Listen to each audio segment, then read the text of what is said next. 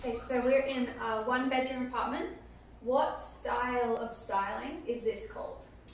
I kind of call this, it's a little bit boho without being too boho, like too directional in boho. It just means sort of more neutral and using sort of things like, you know, the shells and all these kinds of different textures.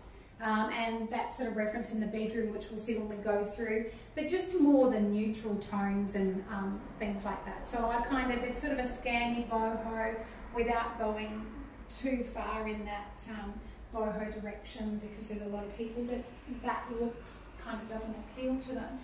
But I love this apartment. It's such a fantastic one-bedroom apartment. It's really spacious. I kind of feel, anyway, like a couple could easily live in this apartment. And when I was furnishing it, I really wanted to highlight the fact that it was spacious, because I think so often we hear people say one-bedroom apartment and they immediately think that, oh my God, it's so little, I've got nowhere to put my stuff and all the rest of it. And as you can see from this one, this is a home. This is a home-sized apartment. Yeah.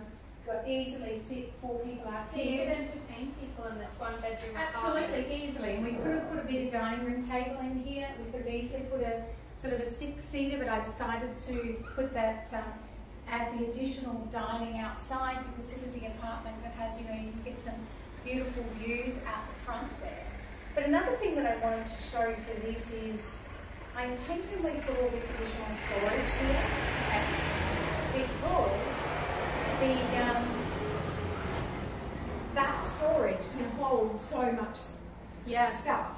You know, whether that's you know, and if an owner wanted to come in and add, like they could build in parts here. But in this one, I wanted to keep it really neutral, and I wanted to go with again, lots of earthy tones. I didn't really introduce any colour other than through plants and a little bit of colour in the bedroom. So it just appeals, it's kind of doesn't, I can't think of anyone that would walk in here and go, oh, these colours just don't work for me, or something like that. Yeah. But again, it comes back to, like, so if you're choosing, if you want to do a neutral interior for yourself, for example,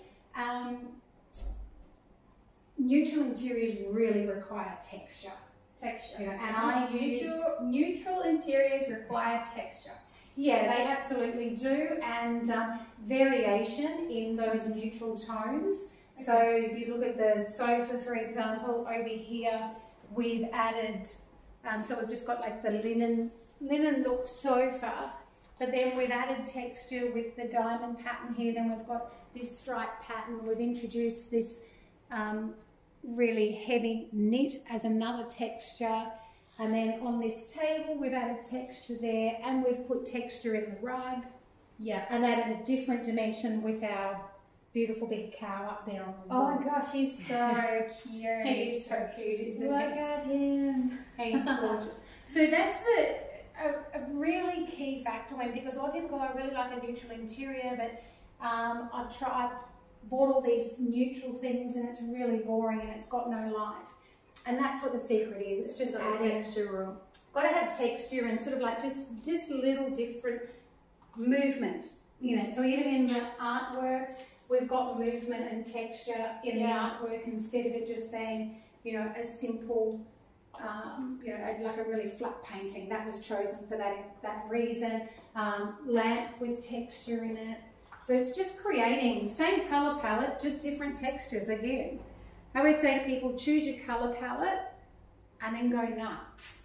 Once you've chosen that, and, you know... That's a good tip. Yeah, you can, if you stick within those things, and then, you know, there's a 60-30-10 rule. 60-30-10 rule. In you choose one colour that you use 60% of, okay, which will be your most dramatic colour. So not dramatic colour, I should say. In this instance, if we look around this apartment, our 60 colour is white. Yes. Because we've got it on the walls, we've got it in so many places. And then you would say our 30 colour is going more into these natural taupe, yeah, and all those different layers of that sort of colour. And then our 30 colour is green. And so you just see small pops of green, and that can be any colour, and that can be any colour palette. But if you stick with that rule, it's like people say, well, I really love purple. It doesn't mean you can't have purple in the space, but to me, purple would definitely be 10%. Not your 60. It's definitely not your 60, it's your 10. That's your 10. So understanding those like little rules. 60, 30, 10 rule. Yeah, Really 60, easy to 30, remember. 10, yes. A really good tip. And it makes it so much simpler. You know, it's like, okay, this is my 60, white or a neutral, or, you know, a colour that works with everything else. Yeah. And then your 30, and then throw your special bits in with a 10. And then in this space, we're continuing on the slightly boho feel. So we bought in Nana's old bedspread, sort of like the old. Which one do you talk? This one here. This is like the old school. I love this. Old school chenille from long time ago. It reminded me of all the bedspreads that my nana used to have, but they're back in. And again, we look at this and we see that the colours here are very neutral. Yeah. We've just got like off-white, we've got the tan, but again, it's the bulk of this room is your 60, your 30, and then your 10 is just really these little bits of green. And, you know, and you will see, hopefully what happens in this space is the green on these pillows are actually, and also the mustardy tone should draw you straight into that picture. Image, yeah. And it's so dreamy, like goes on forever. Yeah, absolutely. All I see now is 60, 30, 10. It's so good. Yeah, it's a very basic, and again, here we've just added texture. We're using those colours, we stick, you know, mostly with that rule of keeping your bigger pieces as simple and as possible, and then adding interest, you know, on a smaller scale. You know, like that mustard pillow is really a pop piece.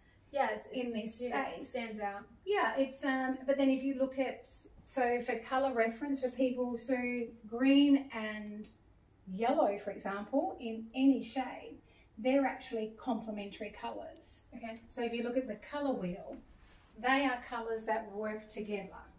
And that doesn't mean it has to be bright green and bright yellow.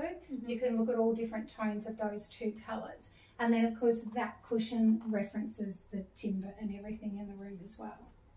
So once you get the hang of, like, getting those things, understanding the colour wheel, the volume of colour you should use in a space, it's all really easy. It's all really easy. If you're a genius. It's not that difficult. So many good tips you've given us, and thank you. So practical. And even though people walk into these apartments and it feels like they've found their dream home, you've really helped us to understand how to make your own home your dream home. Yeah, absolutely. It's not that difficult. You know, you just stick to a few simple rules. And I would say just keep it as simple as possible. Do the basics and then add the interest later. You know. Cool. Thank you. I think very good, Matt.